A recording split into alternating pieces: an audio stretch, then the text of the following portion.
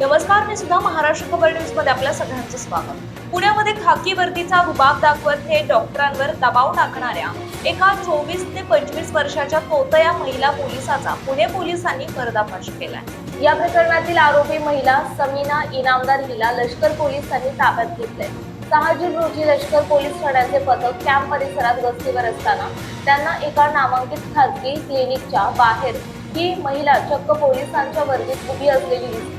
तिच्या खांद्यावर चक्क पोलीस उपनिरीक्षक म्हणजेच PSI दर्जाचे स्टार्स होते.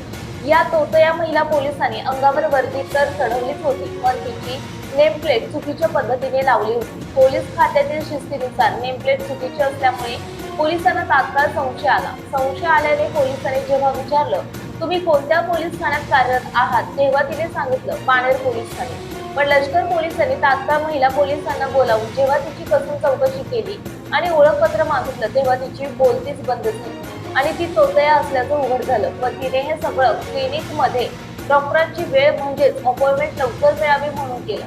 सध्या लष्कर पोलिसांनी या तोतया महिला पोलिसांविरुद्ध गुन्हा दाखल करून तिला अटक केली आहे.